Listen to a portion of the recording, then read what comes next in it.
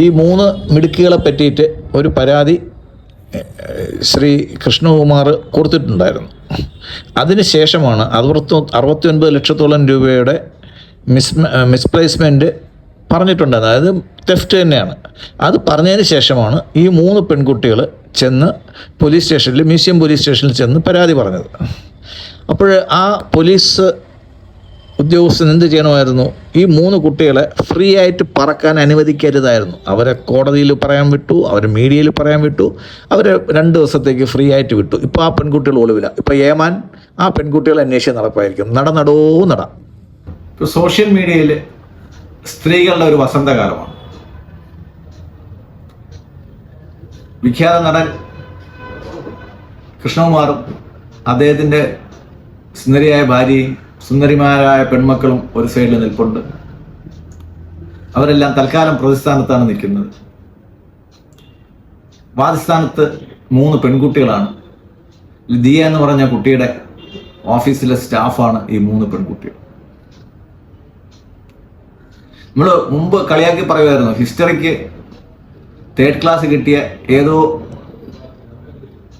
ഒരാൾ ഡിഗ്രി എടുത്തിട്ട് ഈ കുട്ടികൾക്ക് ഉപദേശം കൊടുത്തൊക്കെയാണ് എങ്ങനെ മീഡിയയെ കവർ ചെയ്യണം, എങ്ങനെ കൗണ്ടർ കേസ് കൊടുക്കണം. ഈ കുട്ടികൾ പറയുന്നത് തമ്മിൽ യാതൊരു ബന്ധവുമില്ല. നമ്മൾ കള്ളം പറയുകയാണെങ്കിൽ അതിനൊരു ലോജിക്ക് വേണ്ടേ? ആ ലോജിക്ക് ഇല്ലാത്ത കള്ളമാണ് പറയുന്നത്. ഇവരെ ആ കുട്ടിയുടെ സ്ഥാപനത്തിൽ വർക്ക് ചെയ്യുന്നുണ്ടായിരുന്നു.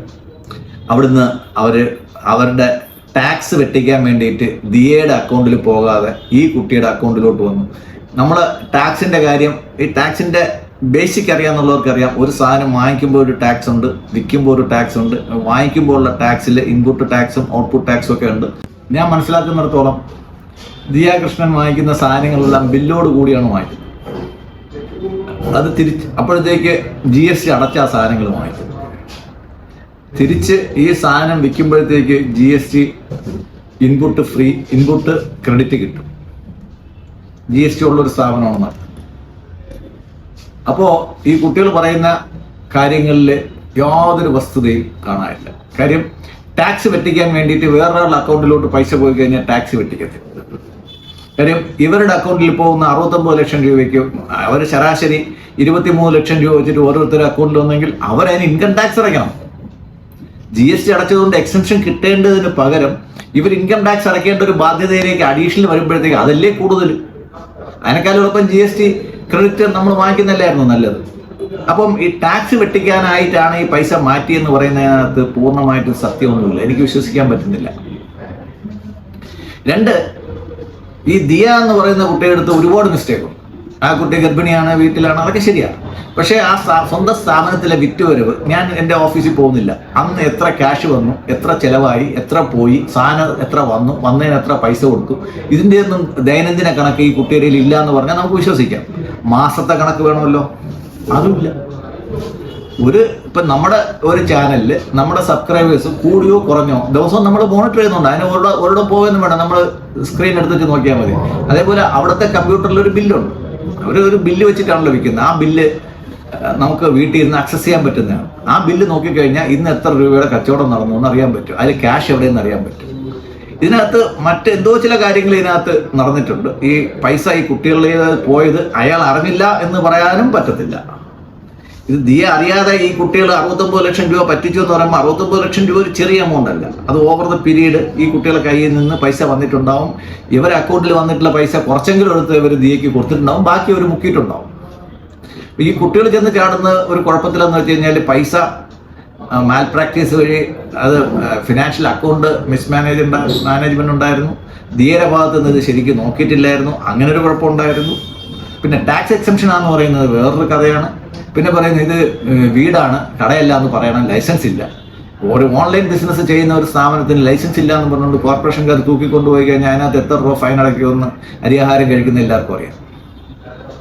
അവർ ട്രേഡിംഗ് നടത്തുന്നുണ്ട്, അവർ ലീഗലായിട്ട് ട്രേഡ് ചെയ്യുന്നുണ്ട്, അതിന് ഗവൺമെന്റിന് ടാക്സ് അടയ്ക്കുന്നുണ്ട്. കോർപ്പറേഷൻ ലൈസൻസ് ഇല്ല എന്ന് പറഞ്ഞുകൊണ്ട് ഒരാൾക്ക് ട്രേഡ് ചെയ്യാൻ പറ്റും, വീട്ടിൽ വെച്ചിട്ട് ട്രേഡ് ചെയ്യാൻ പറ്റത്തില്ല എന്ന് പറയാൻ പറ്റത്തില്ല. ഒരു ബോർഡ് വെച്ചിട്ടുണ്ടെങ്കിൽ കോർപ്പറേഷൻ ലൈസൻസ് വേണം, ബോർഡ് വെച്ചിട്ടില്ലെങ്കിൽ അതിൻ്റെ ആവശ്യമില്ല.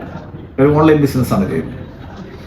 അപ്പോൾ ഈ പറഞ്ഞതിനകത്തൊക്കെ ഇനി ഒരുപാട് സത്യങ്ങൾ പുറത്തു വരാറുണ്ട്. ഇതിനിടയ്ക്ക് ഞാനിപ്പോൾ സംസാരിച്ചുകൊണ്ടിരിക്കുമ്പോഴത്തേക്ക് ശ്രീ കൃഷ്ണകുമാറും അദ്ദേഹത്തിൻ്റെ മകളും മുൻകൂർ ജാമ്യം തേടി തിരുവനന്തപുരം പ്രിൻസിപ്പൽ സെഷൻസ് കോടതിയിൽ പോയിട്ടുണ്ട്. അവർക്കെതിരായിട്ട് ഉന്നയിച്ചിരിക്കുന്ന ആരോപണങ്ങൾ വലുതാണ്. അതുകൊണ്ട് സീരിയസ് ആയിട്ടുള്ള അലിഗേഷൻസ് ആണ് അവരുടെ എഫ്ഐആറിനകത്തുള്ളത്. അപ്പോൾ അവിടെയും ഒരു മിസ്റ്റേക്ക്, ഞാൻ നേരത്തെ പറഞ്ഞ പോലെ ഒരു മിസ്റ്റേക്ക് പറ്റി. ഈ ശ്രീ കൃഷ്ണകുമാറിന് തിരുവനന്തപുരത്ത് പോലീസ് സ്റ്റേഷൻ ചെന്ന് കാത്തുനിന്ന് എഫ്ഐആർ ഇടേണ്ട കാര്യമില്ലായിരുന്നു. SCP കണ്ട് പരാതി കൊടുക്കേണ്ട കാര്യമില്ലായിരുന്നു. നമ്മൾ മേലുദ്യോഗസ്ഥന്മാർക്ക് പരാതി കൊടുക്കുന്നത് നല്ലതാണ്, പക്ഷേ അത് കൺസേൺഡ് പോലീസ് സ്റ്റേഷനിൽ മാത്രമേ അതിൻ്റെ എഫ്ഐആർ ഇടാൻ പറ്റുള്ളൂ. DGPക്കും ACPക്കും ഒന്നും എഫ്ഐആർ ഇടാൻ പറ്റത്തില്ല എന്ന് അദ്ദേഹത്തിന് അറിയാം. അപ്പോൾ എഫ്ഐആർ ഇടേണ്ട കേസായിരുന്നെങ്കിൽ അയാൾ ഒരിക്കലും ACP എടുത്ത് പറയില്ലായിരുന്നു. വീട്ടിൽ ഇരുന്ന് സ്വന്തം കമ്പ്യൂട്ടറിൽ നിന്ന്, ഇത്രയും ഓൺലൈൻ ബിസിനസ് ചെയ്യുന്ന ആൾക്ക് സ്വന്തം കമ്പ്യൂട്ടറിൽ ഇരുന്നിട്ട് ഒരു കംപ്ലൈൻറ്റ് ഡ്രാഫ്റ്റ് ചെയ്ത് നേരെ മ്യൂസിയം പോലീസ് സ്റ്റേഷനിലെ അവരുടെ വെബ്സൈറ്റ് ഉണ്ട്, കാവലെന്ന് പറഞ്ഞുകൊണ്ട് വെബ്സൈറ്റ് ഉണ്ട്, ആ വെബ്സൈറ്റിലോട്ട് കയറി കംപ്ലൈൻറ്റ് കൊടുത്താൽ മതിയായിരുന്നു. അതൊക്കെ വളരെ ട്രാൻസ്പെറൻ്റ് ആയിട്ടുള്ള സിസ്റ്റമാണ്. അതിന് അവിടെ വീട്ടിൽ അവിടെ ചെന്ന് SA കാണേണ്ട, ACP കാണേണ്ട ഒന്നും ആവശ്യമില്ല. കംപ്ലൈൻറ്റ് കൊടുത്താൽ മതിയായിരുന്നു. ഫിനാൻഷ്യൽ ഇറഗുലാരിറ്റി നടന്നിട്ടുണ്ട് എന്ന് കാണുമ്പോഴത്തേക്ക് അത് തെഫ്റ്റാണെന്ന് മനസ്സിലാക്കി ഉടനെ തന്നെ ഒരു എഫ്ഐആർ ഇട്ടാൽ മതിയായിരുന്നു. തീരാന്നുള്ള പ്രശ്നം ഉണ്ടായിരുന്നു. ഇതിനകത്ത് വേറെ എന്തൊക്കെയോ കുറച്ചുകൂടെ കോംപ്ലിക്കേറ്റഡ് ആയിട്ടുള്ള കാര്യങ്ങളുണ്ട്. അത് വരും ദിവസങ്ങളിൽ അറിയാൻ പറ്റത്തുള്ളൂ. എന്തായാലും കേരള പോലീസിൻ്റെ ഇത്തരം കേസുകൾ അന്വേഷിക്കുന്നതിനകത്തുള്ള വൈദഗ്ധ്യത്തിനോട് എനിക്ക് മതിപ്പ് തന്നെയാണുള്ളത്. അവർ ഹിന്ദിയിലെ ഒരു ചൊല്ലുണ്ട്, ദൂത് ക ദൂത് ഓർ പാനി ക പാനി, വെള്ളവും പാലും വേർതിരിച്ചെടുത്തിട്ട് സത്യം എന്താണെന്ന് വരും ദിവസങ്ങളിൽ നമുക്ക് എല്ലാവർക്കും അറിയാനുള്ള വ്യവസ്ഥ ഉണ്ടാവും. ബാങ്കിൻ്റെ ഡോക്യുമെൻ്റ് എല്ലാം ട്രാൻസ്പെറൻ്റ് ആണ്. ബാങ്കിൻ്റെ ഡോക്യുമെൻ്റ്, ഒരു ക്രൈം നടക്കുന്നത് വരെയാണ് ബാങ്കിൻ്റെ ഡോക്യുമെൻറ്റിനുള്ള സീക്രസി. ഒരു ക്രൈം നടന്നു കഴിഞ്ഞാൽ ബാങ്കിൻ്റെ ഡോക്യുമെൻറ്റിന് ഒരു സീക്രസി ഇല്ല. കാര്യം അത് കോടതിയിലെ തെളിവിൻ്റെ ഭാഗമായി കഴിഞ്ഞു. ഇതെല്ലാം അവിടെ കൊടുക്കേണ്ടി വരും. ഈ 3 പെൺകുട്ടികളും ഒളിവിലാണെന്ന് പറയുന്നത്. അപ്പം ഞാൻ മുക്കോത്തിയല്ലേ എന്ന് പറഞ്ഞ് വിളിച്ച് ആക്ഷേപിക്കും. ഈ പൈസ കട്ട് കേസാകുന്നത് വരെ മുക്കോത്തി എന്ന് വിളിച്ചപ്പോഴത്തേക്ക് ഒരു കുഴപ്പമില്ലായിരുന്നു എന്നാണ് അവർ പറയുന്നത്. അപ്പം നല്ല മധുരമായിരുന്നു.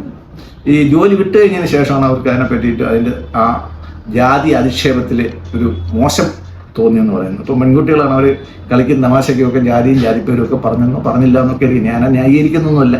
ആ കുട്ടി തന്നെ പറഞ്ഞിട്ടുണ്ട്, ആ കുട്ടിയുടെ അച്ഛൻ നായരാണ്, അമ്മ എഴുപത്തിയാണ്, കുട്ടിയുടെ ഭർത്താവ് ബ്രാഹ്മണനാണ്. അങ്ങനെ എല്ലാവരും ചേർന്നൊരു കുടുംബമാണ് അത് നടക്കുന്നത്. അപ്പോൾ ഇതിനകത്തൊന്നും നമ്മൾ കാണത്തക്ക കുഴപ്പങ്ങളൊന്നും കാണുന്നില്ല. ഈ കുട്ടി ജാതി പറഞ്ഞ് ആക്ഷേപിച്ചുകൊണ്ട് ഞാൻ 69 ലക്ഷം രൂപ എടുത്തുകൊണ്ട് പോയി എന്ന് പറഞ്ഞു കഴിഞ്ഞാൽ അതത്ര ശരിയായിട്ട് തോന്നുന്നില്ല. എന്തായാലും ഇതിൻ്റെ കാര്യങ്ങൾ പുറത്ത് വരാനിരിക്കുന്നതേ ഉള്ളൂ. നന്ദി, നമസ്കാരം.